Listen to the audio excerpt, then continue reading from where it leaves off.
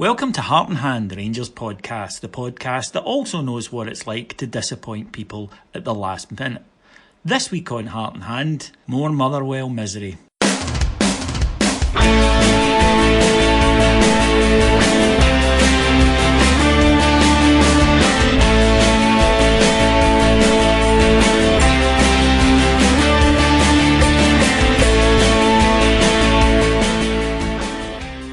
So welcome to Heart and Hand, the Rangers podcast. My name's David Edgar, I am your host, and I'm joined this week by two of the A-list Heart and Hand podders. First of all, the wonderful Mr. Alex Staff. Hi there, David, how you doing? I am doing well, my friend, because not only are you here, but also the wonderful Mr. Ian Hogg. Good evening, children, how are we all? Still sore, 24 hours later, still sore after Rangers 3-each draw with Motherwell at Fir Park. Hell of a game. First half was, if you were a neutral, bloody entertaining, but I'm not a neutral.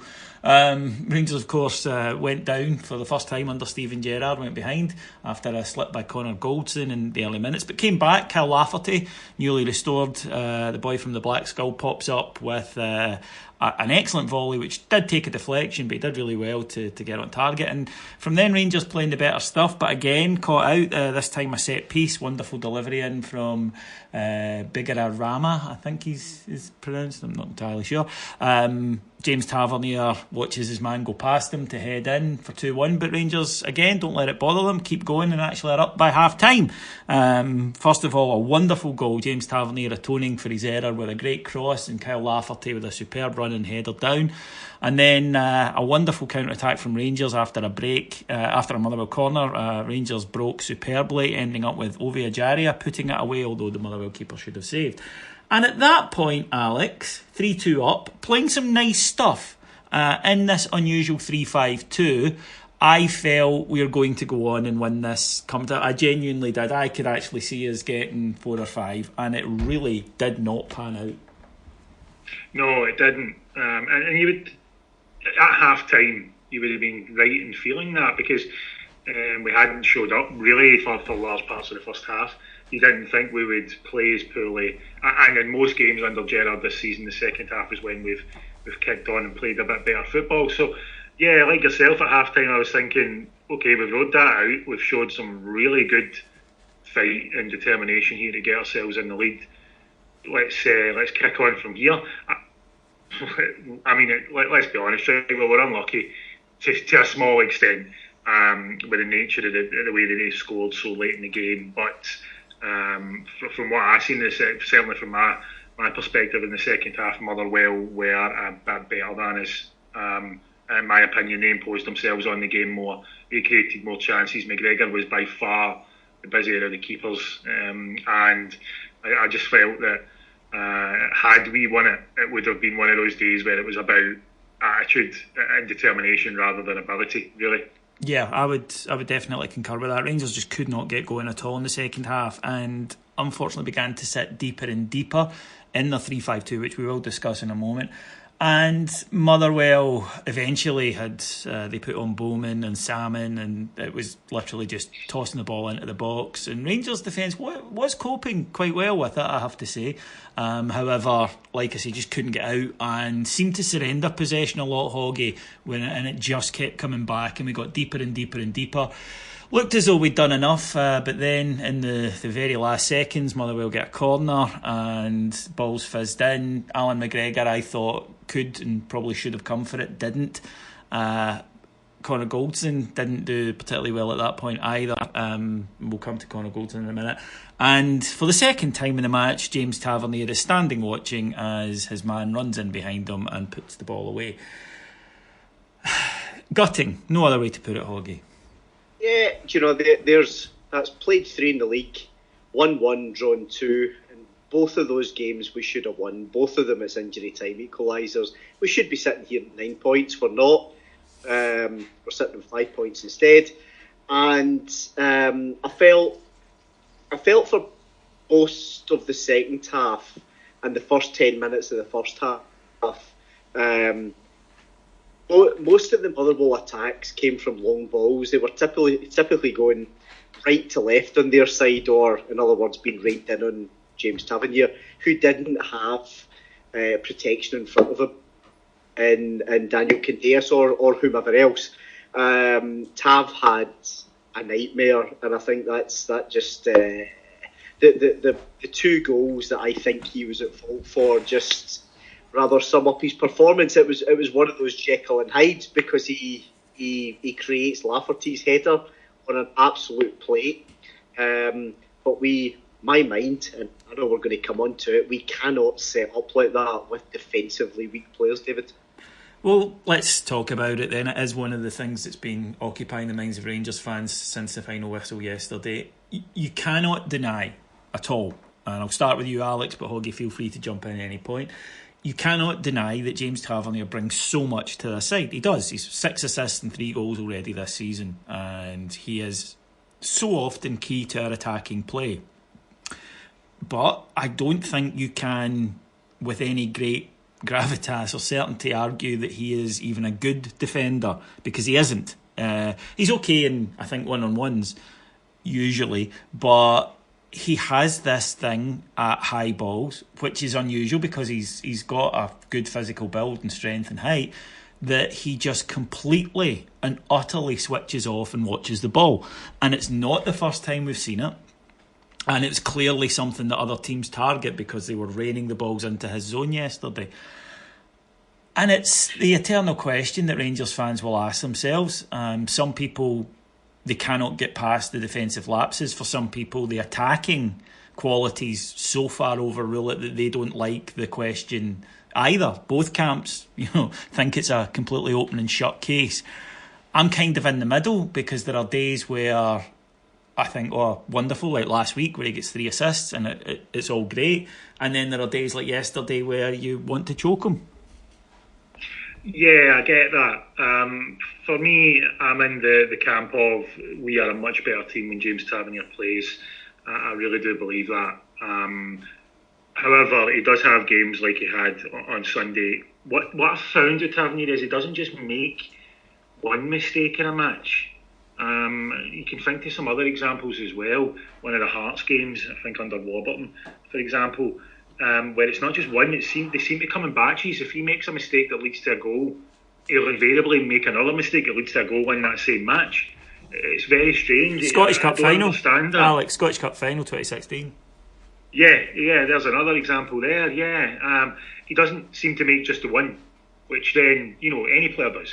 Any player does in a match, from time to time, and you just think, well, okay, they'll try and make up for it. The team will try and make up for it for them. He seems to, I don't know if it's a confidence thing or just days where he just cannot get his game going or whatever, but he seems to make them. Now, people will argue, yeah, great assist for Lafferty. He also had a cross kind of early in the match, just after Motherwell's first goal, where Lafferty got a good header on it as well.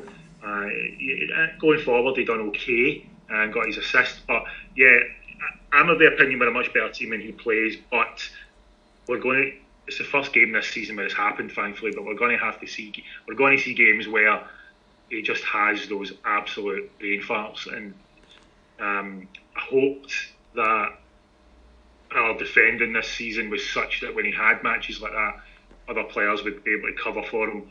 I think some of that was down to the system, and some of it was down to other players being howling as well. That meant that we didn't do that on Sunday. Don't get me wrong, Alex. The system does not make you switch off for free kicks getting rained into the box. And he was at fault for the 2 goals that they got from set pieces. But I think to build on your point, I think we're a much better side with James Tavernier and Daniel Candeias in the side.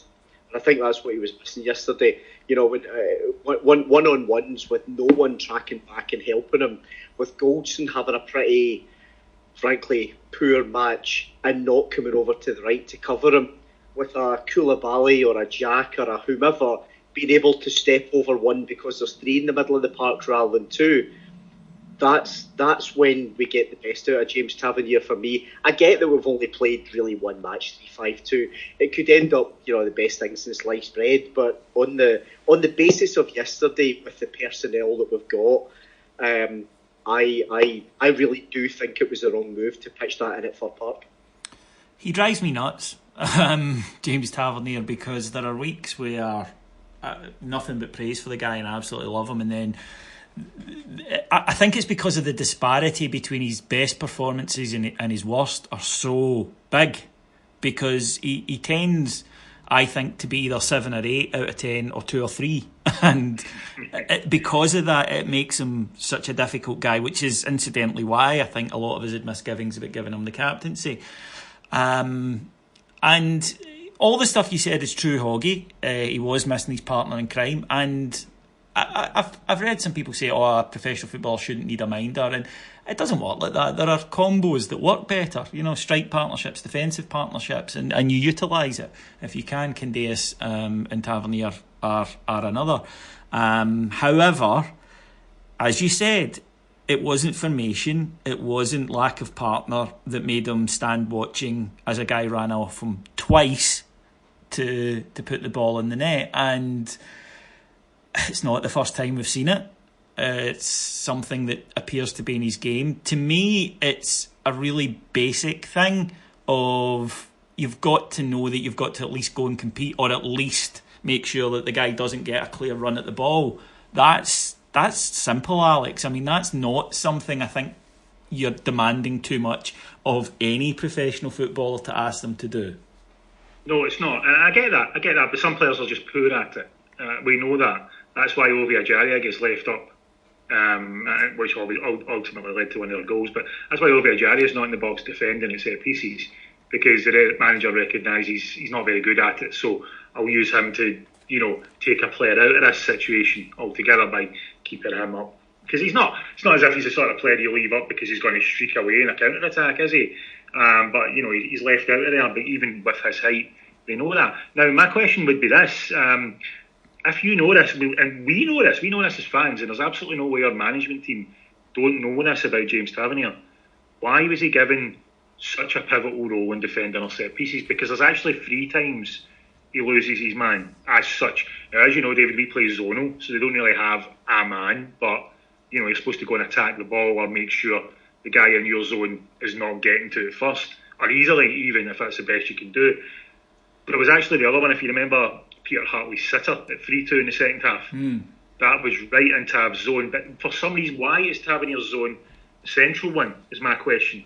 Because even at the last goal, he's inside Connor Goldson, who's further beyond the back post. And Goldson also, if for anybody watching it, all the focus is on Tav. Goldson's defending was horrendous at that as well. If Tavernier had blocked Hartley, Curtis Main had still gone anyway to tap it in right behind him. Behind Goldson, but why are they not swapped? Why is Connor Goldson not the man middle of the 6-yard box looking to command that? Tavernier's a bit further away from the danger zone as such. I'd be asking questions not only about James Tavernier but about our whole setup on the day, because ultimately this season has been pretty good, but it got exposed on Sunday by a team that we knew were going to play with a set piece threat. So I'd be asking why James Tavernier's the one that's in those sort of key areas, when if we know this, surely the management team know that he's capable of having moments like that. Yeah, I think one of the sorry, David. I think one of the other things, Alex, that frankly boils my piss a little bit is, okay, Katic and Goldson didn't exactly cover themselves in glory. It's the first game that I think the pair of them have had not a great game or a howler. However, when you've got defenders in there like James Tavernier, who isn't a brilliant technical defender, he's not particularly defensively minded. One thing I don't understand why we do this, that we go to zonal marking. Zonal marking's way harder to perform than man-to-man marking. I get that they're all, they had about 11. That's a point. They had a lot of big guys on, and a few people saying, well, why wasn't Goldson on Hartley or whatever? And I did think, well, yeah, but then you've got Salmon, you've got Bowman, you've got Curtis Main. You had 6 or 7, but yes, I still take both your points. But all zonal marking takes is for those big guys to start swapping and interchanging, which is what happened. And all of a sudden they're free, because let's face it, the likes of James Tavernier isn't very good at it. So go back to basics. When you're defending, go back to basics. Get a man, stick to him, and he's your man wherever he goes. That's what I wanted to see. What I didn't like to see was a change in formation, going to zonal marking, and all of a sudden, especially in probably the first 15 minutes, David, we looked like an absolute shambles at the back. We looked as if a team that had never met each other before. Have we? Sorry, I can't say, it's not like me because I normally notice this, but I can't say I've really noticed. Have we been using zonal marking all season, or has it been man marking up until Sunday? We do a mix. Which most teams do. Which most teams do. It's something that's a bit of a misnomer, I think, in football that we as fans think we just do one or the other. Most teams will do a mix of it. Which of course again probably adds another layer of complexity in, because there's more to remember. And look, sometimes let's go. The simplest solution is quite often the best one. We just had players that yesterday had a howler. Quite a lot of them did, and to be honest, I would say the only ones that I would say played well were definitely Kyle Lafferty and Borna Barisic, and past that I thought you had guys who did okay down to guys who had poor matches, and that's the first time that's really happened to us this season. There will be bumps in the road. We sit here and we analyse the individual performance, but we will come to where it leaves us in the season in a moment. But it has been the first time. I thought we mentioned this on the pods that we did after the game against Ufa, that the team had looked a little jaded, and possibly that the amount of fixtures that they're being asked to play had caught up on them. And I really thought that second half Sunday, because it was almost like they expended all their attacking energy to get into the lead, and then they just didn't have anything else to go on and push and kill the game. Yeah, I think in midfield you have to. A midfield three for the majority of the match was Jack, Halliday and Ajaria, and in attacking sense you're asking a lot of Ajaria there. Halliday and Jack being more defensive-minded midfielders, so it's not a surprise that the 20-year-old who has probably played more games this month than he has, played more minutes, this month than he has the rest of his career combined, started to get a bit leggy in the second half, and the play kind of dipped. Morelos put a shift in, but he's been putting a shift in every match this season, and he must be getting a bit tired by now and needing just a little bit of a break. Lafferty gave us 2 goals, but he's just in the team. You can't ask him to do too much just yet. He's only a few days back. So yeah, the second half, those are the players we were kind of relying upon in an attacking sense. I know we'll probably come to this. I felt as though Gerrard made a poor substitution when he brought on Glenn Middleton, personally. But I'm sure we'll talk about the substitutions at some point as well. But yeah, it was kind of, they did look a bit leggy, and you're right against Ufa as well, where a team that just sat in and said, right, come and break us down, we're just going to physically impose ourselves in this match. There were moments there as well where we just looked a bit tired. It's understandable, the squad's a bit stretched. We need a couple of players that are currently out with knocks back, if we can get them as quickly as possible. Koulibaly, hands on Koulibaly, really, yeah, the main one. We've missed him a great deal. Hoggy, we're going to come to some positives, folks, because we don't like to just harp on the negative, and there were some positives at the weekend, but we do try to balance. We've been very rah-rah, I think, so far this season, so it's only fair that when there's a disappointing result that we look at that fairly as well. Substitution, 93rd minute, corner to be taken. Pretty much if you get the ball out, it's done. I think everyone knew that. If the ball was cleared, the ref would blow up. And Hoggy, I playing at a much lower level, amateur level, and not even a very good one, but it was always something that I thought was kind of mantra, which was you don't make a substitution when you're defending a corner. You don't make a defensive substitution when you're defending a corner. You played at a bigger level than me. You've more experience with proper coaches. It's at least unusual. 2 golden rules. There was the one that you mentioned. Don't make a defensive substitution because it just causes confusion. It's as simple as that. The other one is the one that we've touched on already. You're in injury time. Mark a man. Don't mark a zone. Mark a man and get the ball clear. Whether or not Lee Wallace coming into the 6-yard area like he did caused a bit of confusion, don't know. But the ball comes in, and again, we just looked as if we didn't really know what we were doing. And that's from McGregor all the way through the defenders. No one went to the ball, zonal or not, and it drops inside the 6-yard area. So you've got to look at McGregor, you've got to look at Tavernier, you've got to look at Goldson. We should be getting that away. I know they've got 11 guys that are 8'6", but we should really be getting it away. We have got good defenders in that team. We've got a very, very experienced goalkeeper. So, we played. I've tried to rationalise it today, David. We played maybe about half an hour yesterday well. I think we played for an hour pretty poorly. It feels like a mugging. It feels like a defeat simply because we drew so late. It was the same against Aberdeen. I know it's a very low base to start from, but, I can't help but feel in the back of my mind that if we're so bitterly disappointed at yesterday, we've come a hell of a long way, and we should remember that. But this is our baseline now to improve from.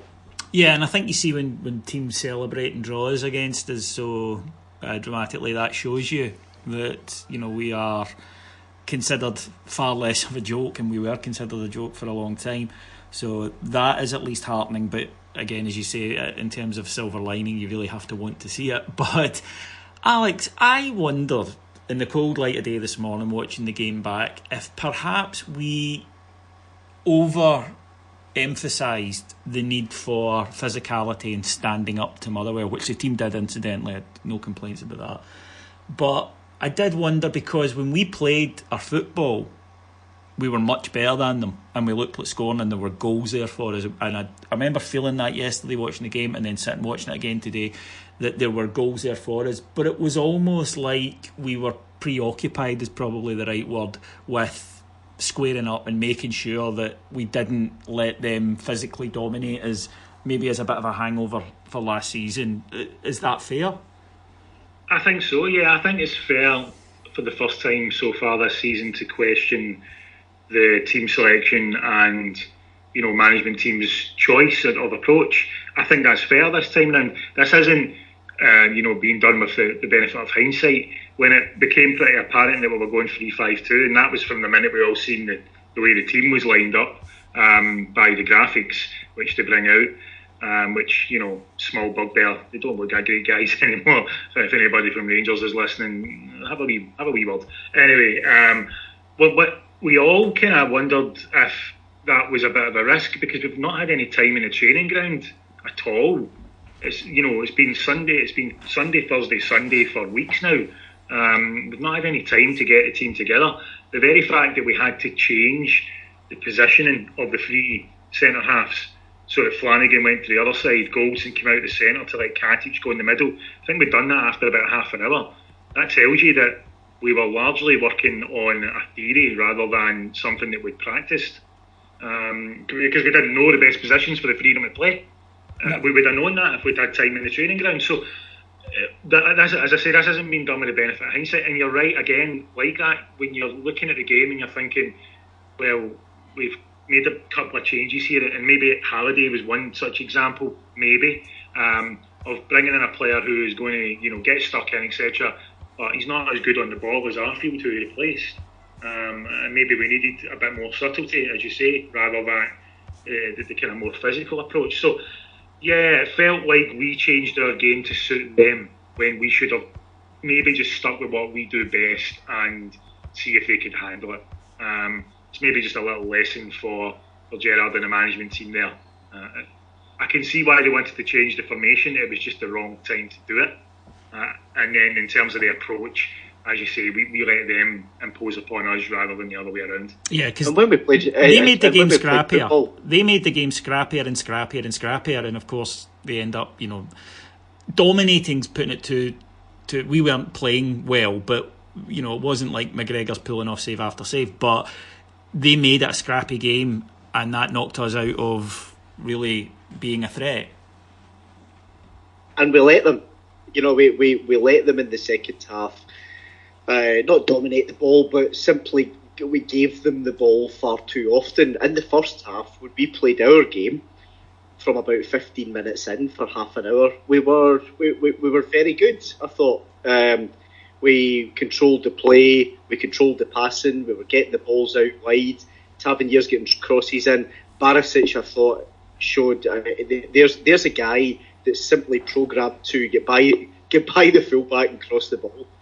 By God, can he cross the ball? So, that half hour showed we don't need to change our formation to combat great big physical units, because Motherwell are all right, but they're not exactly the greatest technical team in the whole wide world. And we showed in that half an hour that we can play football and we can dominate physical teams by playing football. In the second half, I do think we set up in a more kind of physical way to almost face off to them, and that's one of the reasons. That and tiredness really is the reason that we dropped further and further back.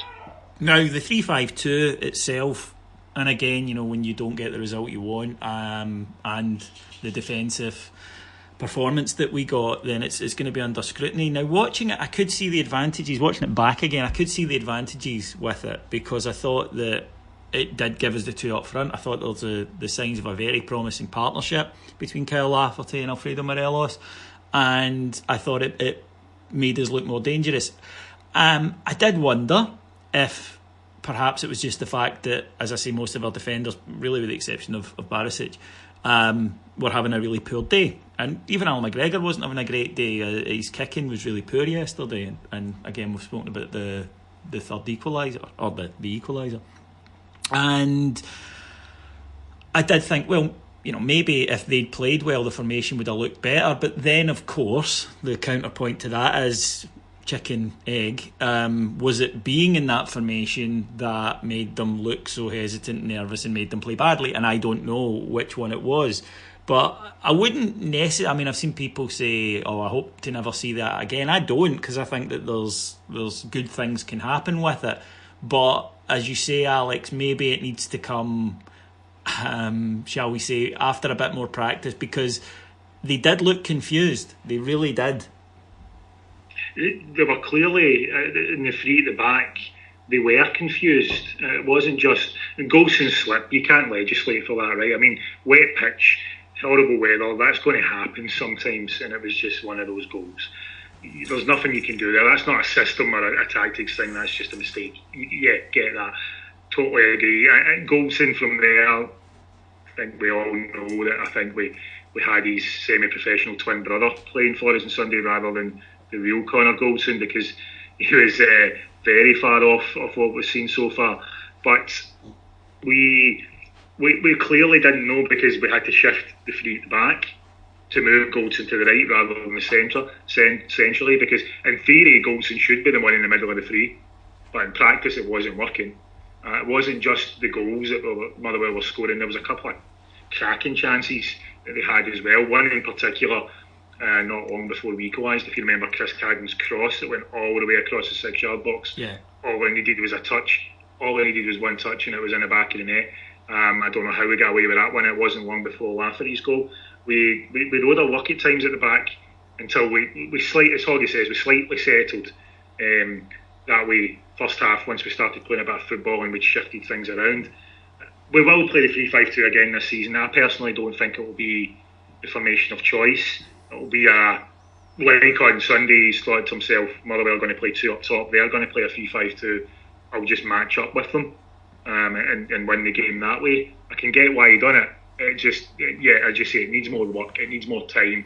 They won't have worked together as a back three since before the Scoopy games, before the end of a pre-season camp over in Spain. Probably it's been too long, too far away, and it just needs a bit more time. So again, we'll see it, but I hope we don't see it in the next two games. Let's just say that. Yeah, I think that's a fair point.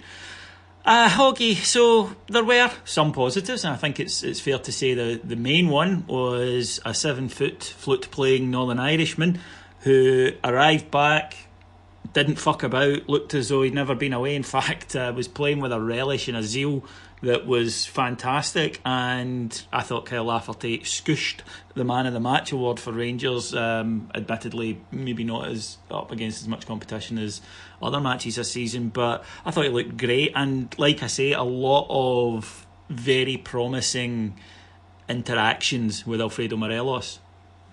There was, as both of you know, I wasn't his greatest fan when he left, but thank God he's back. He was, he took up quite an interesting position for large spells of the match, in so much as it wasn't out and out centre forward.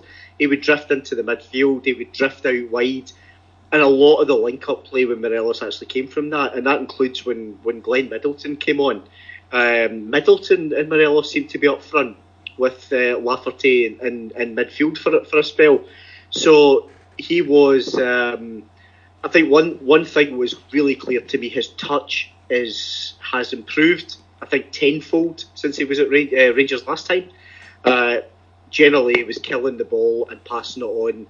He was getting the ball to Morelos and then, going by him and looking for it again.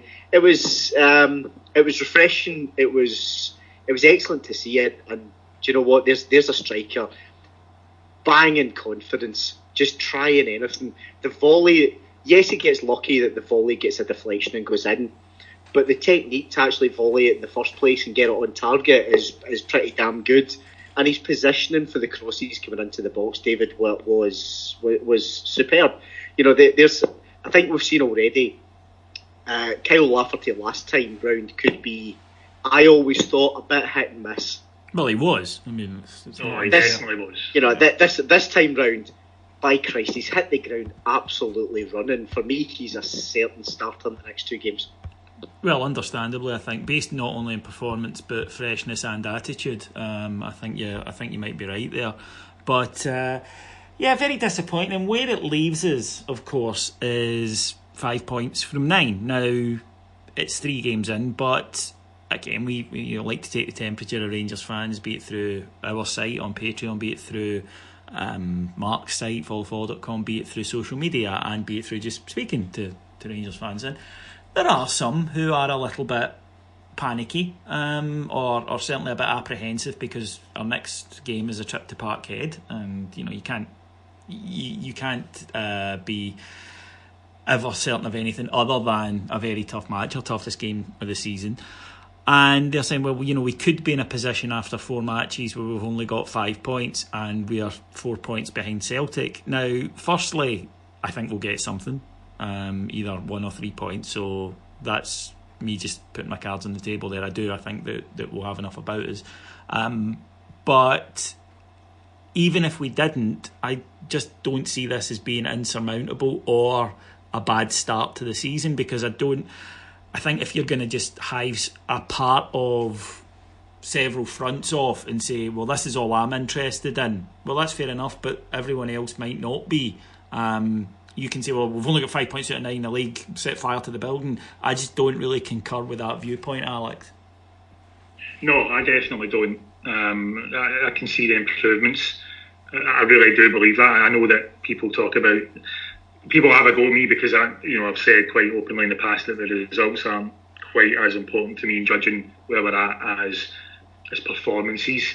I think the reaction to yesterday is being heightened by the fact that it's a big week to have the chance to qualify for the Europa League, and what's going to be a nervous game. What many of us hoped would be something of a formality after a good first leg. It's now a nervous one, and then obviously going to play that lot on the Sunday.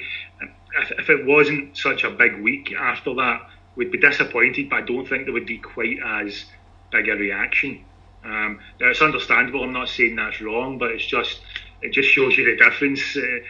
Just timing, really. If we end up, and we'll cross this bridge if we come to it, because like you, David, I think we've got enough about us to get something next Sunday. If we do end up 4 points behind them after 4 games, it's not. I don't believe those 4 games are indicative of how the rest of our season is going to go, and it's that extrapolation that bothers me. This notion that oh, we've only got 5 points from 9. That's how the rest of the season's going to be. And we've kind of ignored all the good stuff that we've been doing in the European games against some very decent sides. And Osijek and Maribor, certainly. We're kind of ignoring that because of a couple of last-minute goals in the league pegging some points off of us. It just feels to me like that's a false. To then say that's how it's going to be for the rest of the season, we're not going to get anywhere. It's just a bit false. It's a bit, it's a bit panicky to me. It sounds anyway. And I get it, it's emotion driven, but it's not. It's not really going to hold up to scrutiny because we won't go the rest of the season like this. There will be runs of wins with this team. We are more than capable. I think so, and I think as well, Hoggy, the fixtures, have been difficult fixtures. It's a difficult start. We all said that at the beginning, and yes, we should have 9 points. I would like us to be doing a little bit better, and it is very frustrating. But look, I might be wrong. Tell me if I'm wrong. But I personally have seen enough that makes me think that once the team gets, really gets a chance to get going, gets through this period, I've got confidence that we're only going to get better. And that might be just me being hopelessly optimistic, but I haven't seen things that suggest this team's overperforming and is about to fall apart. Maybe it's social media life. I don't know that means that everything in the modern age has to be either black or white. It either has to be absolutely amazing or it's the end of the world. I've seen words like if we lose on Sunday, it's a disastrous start to the season. That's for me. That's a bit of nonsense. I never ever for a minute thought we would be in the fourth qualifying round. I thought we'd go to the third. I get that we've had the luck of the draw, put it like that, and we've got Maribor seeding. Fine, we've got the opportunity to be into the group stages, and with £4 million banked for £4 million plus from the 4 home matches in the qualifying, and then £10 million banked from the group stages. That's, given where we've been, that would be an amazing outcome. We've got 5 points out of 9 the first 3 games. We're going to Parkhead.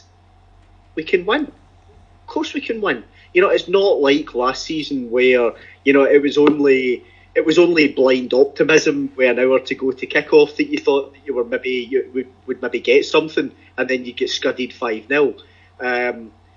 All 3 of us sit here know that we can go there and get something, or we can win, because we are an infinitely better side than we've been. We've got a steeliness, and we've got, bar yesterday, of course, a real solid feeling through the spine for a change. That's night and day again to where we've been. So we can go and win, or we can go and take a point. But if we don't, we end up with 5 points out of 12. It's not a great start to the season, but there's only 4 games gone. Personally, I mean, and I'm a fairly negative guy when it comes to football, as you both know. I'm sitting here thinking, even if we do, and I hope it doesn't happen clearly, but even if we do lose, we've got more than enough about us to get back into it. Our next 3 games after what's been a very hard start to the season, 3 away games. 3 away games that I think, 3 of the harder grounds for us to go to. Our next 3 games are Dundee, St Johnstone and Livingston. Frankly, if we can't get 9 points from those next 3 games, then I'll be worried. Yeah, I'd agree with that. That's when I'd start to ask questions. Yes. Yeah. So I think there's almost a hold on to your fanny, guys. We really, really need to kind of not go over the score. I fully expect us to go and put on a show, put on a performance on Thursday night, and I expect us to be ready for Sunday.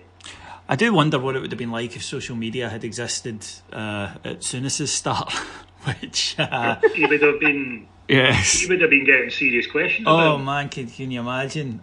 Because, Jesus, penalty kicks against East Fife in the League Cup. Penalty kicks against East Fife in the League Cup, losing from 2-0 up at home to Dundee United. Obviously the Hibs, it wasn't. Defeat. Oh well, yeah, that was January though. But no, it was. Yeah. It wasn't all glory, but yes. Anyway, let's move on to Thursday night. Then we are taking on Ufa, second leg. And the first leg at Ibrox last week, they came very defensive-minded side. They worked very hard. They didn't really threaten us. Didn't seem to have the ambition to threaten us, Alex. But Rangers, struggled to break them down, I think it's fair to say. Didn't play as well as we had, certainly in the first half, although I did think we got a little bit better. But we've got the crucial goal and we've got the crucial clean sheet. So the fans' confidence is built on, and I'm one of them, very much so. If we score, I think we should have enough about us to go through. And I think that we should be more than capable of going over there and scoring. So, unlike perhaps, say, Maribor, where we went with clearly defence in mind first, although we did also have a 2-goal cushion, I would like to see us be a little bit more front foot this week, Alex, in this tie. Yeah, agreed. I would say the only reason we didn't score more against Ufa, well, 2 reasons. One, the referee didn't give us a penalty on 2 occasions where we at least deserved it. And 2, the sheer amount of bodies they had, defensively, that was really what was killing our chances. It wasn't really poor play or anything like that. If they just had so many people piled in their box that it was very, very difficult to break them down. The only reason we wouldn't score over there is if they do that again. And if they do that again, they won't score. They won't score. They didn't commit anything up front. That was the reason why they were so hard to break down. So yeah, I think we've got enough about us to score there. If we do, I think that's it definitely, because I don't think they've got enough to score 3 against us. They were better than we were expecting, but they're still, unless they've got hidden depths that we've not seen at all this season, even in the other matches that people have watched. I just don't see. I don't see them scoring 2 goals against us, which is the minimum they'd need to knock us out. So, I'm relatively confident going into that one. I'm sure coming kick-off time I'll be getting a bit more nervous, but relatively confident going in there. Hoggy, having been sat in Ibrox over the years where we've not had an away goal, we've seen teams come out and just go for it, and the panic that spreads round the crowd because if they get one, shit. Is so big. I'd love to see us do that. I'd love to see us take advantage of that psychology. And there's no reason why we shouldn't. Ufa they need to come out and score. I'm not entirely sure they crossed the halfway line last Thursday. Not willingly, not knowingly. in their Craig Levein Scotland 4-6-0 or maybe 9-1-0 formation. Probably closer. Yeah. And incidentally, get well soon, Craig Levein. We need your no fucks given tour to keep going. So they have to come out because they have to score. So that's why I fully expect us to be back to 4-3-3 or 4-5-1, to have the wide guys, to have us doubling up out wide. And I do expect us to go and try and get a goal early doors. If we get a goal, like you say, there's no way they're scoring 3. If we get a goal, the tie's done. And I do expect us to not be reckless, but I do expect us to play our game.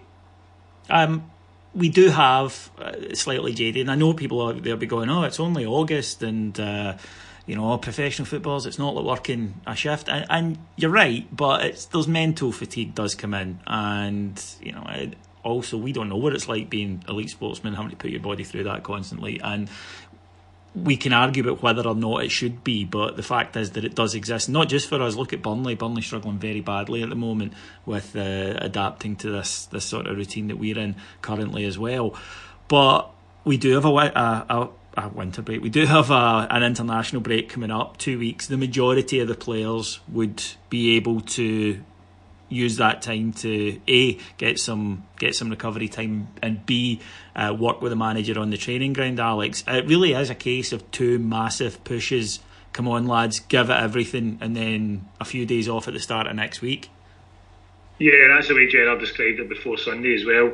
Just 3 more from them. That's what he was asking from a lot of the players. He didn't have, just because of some injuries and the likes of Barisic not being available for the European matches, taking away an option. He's not got enough to really rotate in the way that he would like, I think. Hoggy mentioned earlier that he expects Kyle Lafferty to start both games. I'm not sure if he'll start on Thursday. He might. I'm just not too sure. but he'll certainly be getting plenty of time from the bench if he doesn't, because he's got, as you see, he's in good form and he's one of the fresher players that we've got at the moment in this respect. It's probably not a surprise, is it, that Goldson and Katic had a bad game in them in 11 matches that have been played in such a short space of time. Given they're both still relatively inexperienced and they're just in the door, it's just been unfortunate that the bad game they had kind of coincided with a team that was able to punish us for it. Well, look, if it had to happen this week, I'd rather it happen Sunday. That Yes, Sunday. You have to pick one of the three. Yeah. And in some ways, strange or positive as it sounds, sometimes a little kick up the arse like that, a poor performance like that, we got away with a draw in some respects. Sometimes that can, focus a team for, as you say, these last two, just this push for the last two matches before that international break, where most of them are going to get a good bit of time off. And even the ones that have been called up for international duty, they're not, for the most part, maybe Kyle Lafferty's, I'm not sure if Northern Ireland have declared their squad yet. I'm not too sure off the top of my head. They might have. Yeah, they have. Yeah, he's in. So Lafferty's maybe a bit different because he is a key player for them. But like Barisic, and if Morelos is called up at Colombia, Katic and the under-21s for Croatia, they're not fully established there yet. So there's a chance they're not going to be playing 90 minutes in both games. Yeah. So it'd be a bit less of a schedule for them anyway as well. So it's possible that, as you say, after those 2 weeks, we go into home match against Dundee, some decent rest for some of our players, a bit more time in the training ground for guys who maybe need some stuff sharpened up, and it's like go again. And if we come out with the two positive results in these next two games and then go into that as well, we're going to be fine. Yeah, absolutely. And I still think there's a lot to look forward to, and I think we need to, as fans, try not to panic. I know what it's based on. It's what's happened to us the last few years, and also our desperation to get back on top, and I get it, but we need to try and say, okay, let's be calm. It's a long season. It's a 4-year tenure for Steven Gerrard. We need to just make sure that we are keeping the heat, to use a colloquial Scottish term. Speaking of people who love a twee colloquial Scottish term, we do try to keep politics out of football, but when politicians insist on firing into it, it becomes quite difficult. And you may have seen a bit of a gathering storm, actually, that after Rangers were rejected their application to use the Albion training pitch, or the Albion pitch rather, as a fan zone on match day, that the leader of the SNP Glasgow City Council came out and said that she was in favour of one at Hampden. And it seems pretty clear as well that Celtic are going to be getting one. Now, the excuse given, which struck everyone as incredibly flimsy, was that, it'll stop kids using that pitch, whereas, of course, it's, 1 half day every 2 weeks, and the last of 3 of the last 4 matches, the pitch hasn't been in use at all. It has since come out, according to the newspapers, that pressure was applied on the decision makers from the leader of the council and David MacDonald, who is the SNP deputy leader of the council, that Rangers should not be granted this. And although he's locked his Twitter account now, that the chap from the SNP had several pro-Celtic, anti-Rangers tweets going back years on his account. Other political parties, both Labour and the Conservatives, have stepped in to say this is a disgrace and is quite clearly a partisan decision. Basically, Celtic fans are not going to give something to Rangers. This is a fucking disgrace, Hoggy. And, as I say, we tried during the referendum, we tried to keep, politics to a minimum here. But I'm going to say it, if you're out there and you're listening to this podcast and you're an SNP voter and you don't like when people criticise the party and you're going to stop listening because of it, then stop listening. But these people hate us and they don't have any compunction at all about showing it. I genuinely don't care what political party people follow or what political party's in power and all the rest of it. When it comes to stuff like this, David, whether it's Labour or the Tories or SNP or the Lib Dems or whomever that's in power as leaders of the council, they're voted in, and they're voted in for the good of the people, all of the people. Now, I don't know what team Susan Aitken, the SNP leader of the council, supports. I can hazard a guess. I can fucking guess, yeah. We know for sure what team McDonald supports, David McDonald, because he's been loud and proud about it on Twitter.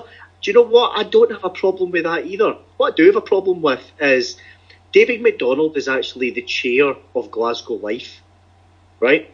And Glasgow Life are effectively the owners and the custodians of the Ibrox complex across the road from Ibrox Stadium.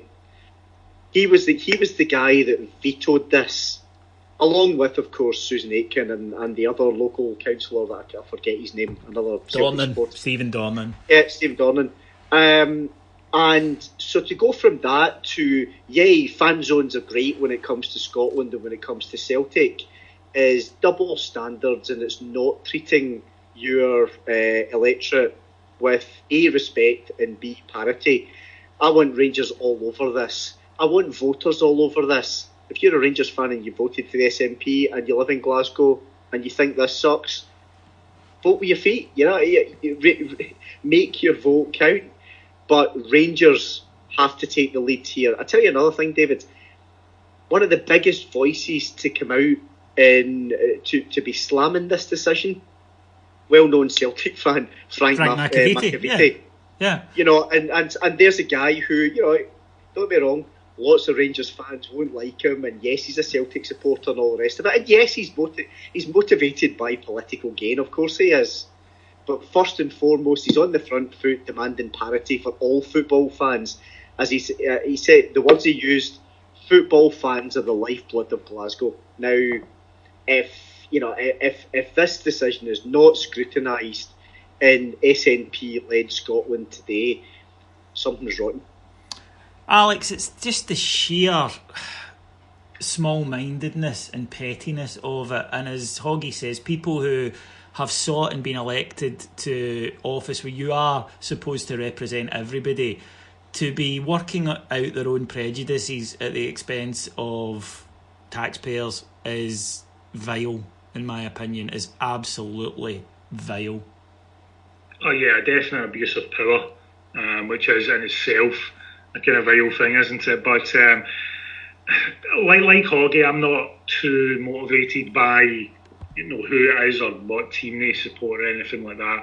I try to look at individual decisions and judge them on their merit. The decision not to allow Rangers to do this was farcical, absolutely farcical. I can say as an absolute fact, it's going to be different this season because Rangers are involved mostly, or have been playing Sundays mostly, and that could be something that continues if we qualify on Thursday.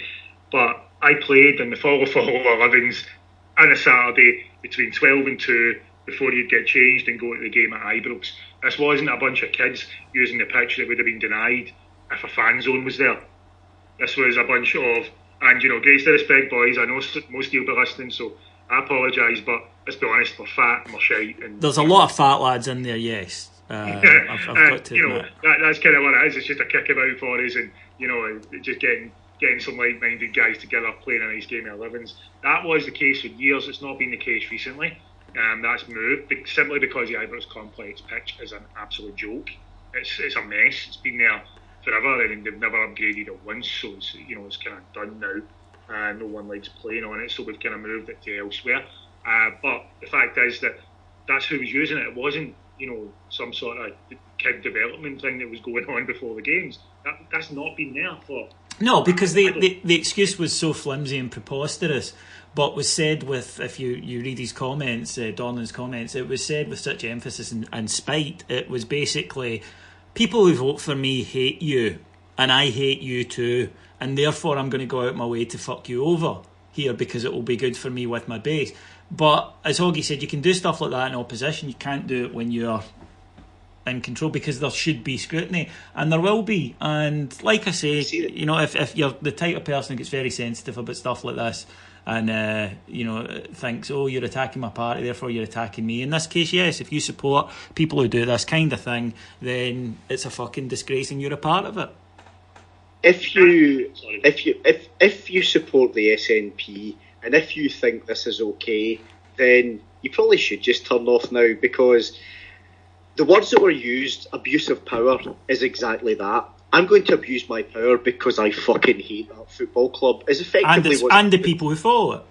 Yeah, and I'll go back to the fella David MacDonald, deputy leader of the council with the SNP, is the chair of Glasgow Life.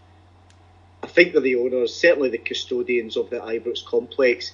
He has gone out of his way to make sure that Glasgow Life do not make, let's face it, a fat wad of cash out of Rangers and Rangers supporters, because setting up the Fanzone will not be cheap. The rent will not be cheap.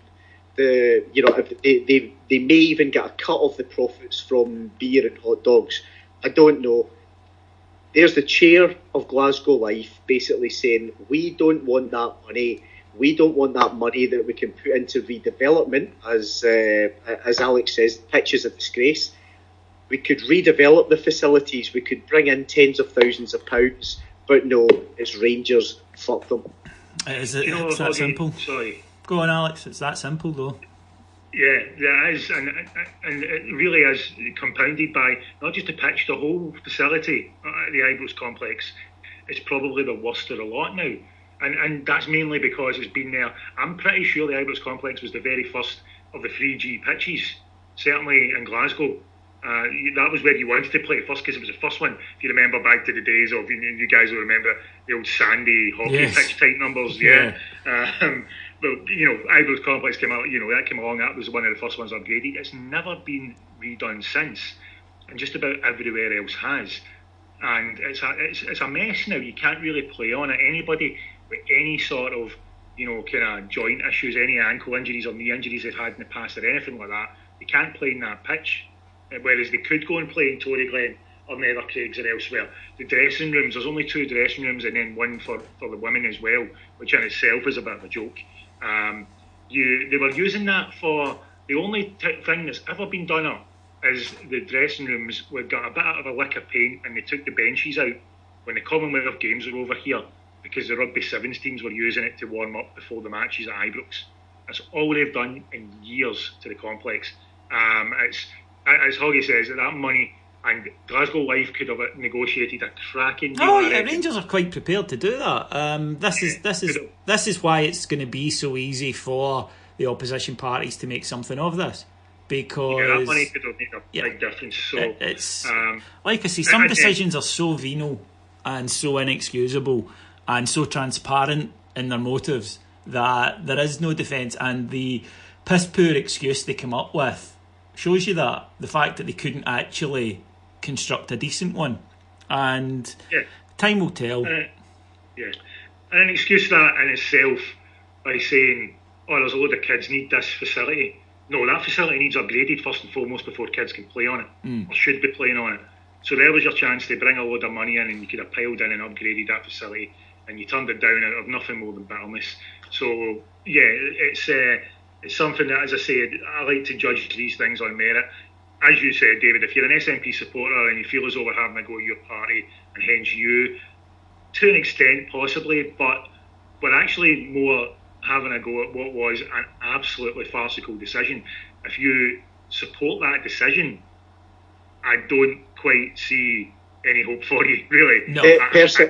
Personally, Alex, I'd be saying, if you're an SNP supporter, you absolutely, that is your right, and that absolutely, if you think we're attacking you and your party, take a good fucking look in the mirror.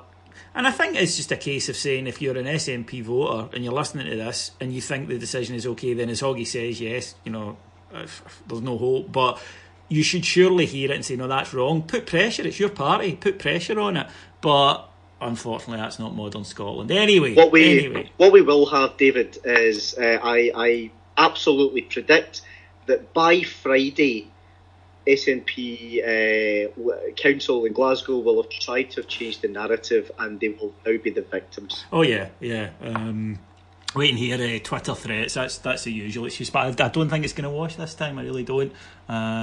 Like a lot of things in the party that was once untouchable, I don't think is the case anymore. Anyway, let's finish up for this week. We'll be back on Friday after the UFA game with a full review of that and a pre-match before we go and visit the Orcs. If you like listening to Heart and Hand, and if you've made it this far through the show, you probably do, as long as you don't SNP voters that turned off in swathes about 5 minutes ago. But you can get more from us. We don't do politics, but we do pretty much everything to do with football on Patreon. You just go to patreon.com/heart and hand, and for $1.99 per month you'll receive a cracking extra 30 to 40 hours content per week, and it's all good. Yes, I promise you, it's all good. If you want to read more from us, totally free of charge, just go to heartandhand.co.uk. I'd like to thank my executive producers in London, Mr. Mike Lee and Mr. Paul Myers, and to thank my two superb guests this evening. First of all, Mr. Alex Daff. Thank you, David. Thank you, Ian. It's always a pleasure, guys. And Mr. Ian Hogg. Pleasure and a privilege, guys. Really enjoyed it. Thanks. We'll be back on Friday. Till then, take care. Cheers. Bye.